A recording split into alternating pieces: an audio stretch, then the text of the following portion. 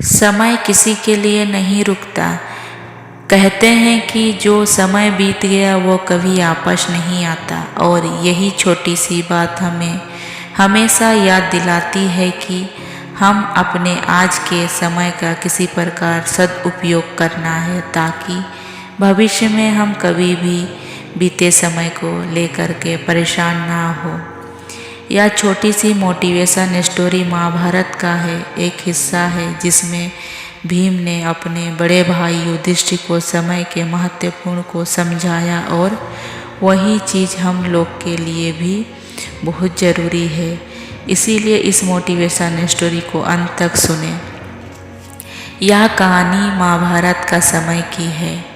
महाभारत के युद्ध के बाद युधिष्ठिर ने राजा के रूप में शासन करना शुरू किया। युधिष्ठिर अपना दानवीर और उद्यमता के लिए प्रसिद्ध था। जो कोई भी दान पाने का इच्छा से युधिष्ठिर के पास आता, वह कभी खाली हाथ नहीं लौटता। एक बार देर रात को एक भिखारी महल का दरवाजा पर आया और दान मांगने लगा। उस समय राजा युधिष्ठिर सो रहे थे।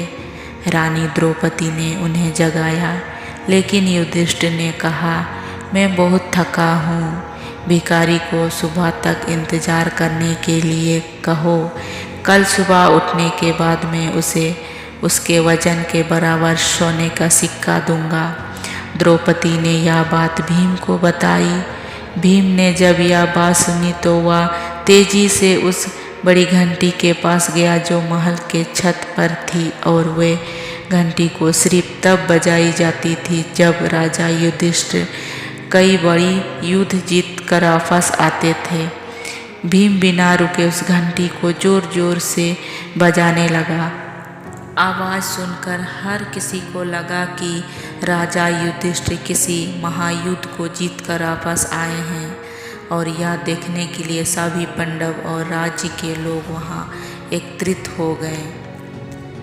काफ़ी देर तक घंटी बजती रही। अंत में राजा युधिष्ठिर को भी उठना पड़ा। गुस्से में उन्होंने भीम से पूछा, तुम इतनी रात को घंटी क्यों बजा रहे हो?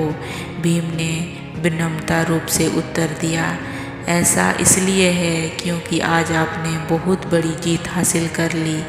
यह सुनकर राजा युधिष्ठिर चौंक गए और पूछा, या तुम क्या कह रहे हो? भला इतनी रात को मैंने कौन सा युद्ध जीत लिया है? भीम ने उत्तर दिया, बड़ा भाई, आज आपने समय को ही जीत लिया है। आपने महारानी से कहा भिखारी को दान कल सुबह मिलेगा। अब यह घोषणा तो कोई तब कर सकता है जब वह समय के साथ जीत हासिल कर ले। या आपको यकीन है कि कल सुबह आप दान देने के लिए जीवित रहेंगे या नहीं? यह सुनकर युधिष्ठिर को भी भीम की बात का एहसास हुआ, और उन्होंने तुरंत उस भिखारी को अंदर बुलाया और उसे दान दे दी।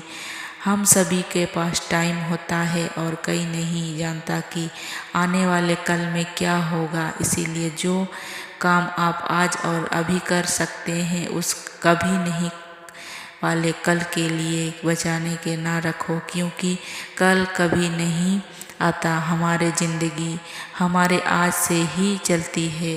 अगर ज़िंदगी को बेहतर तरीके से जीना है तो हमेशा आज में जियो।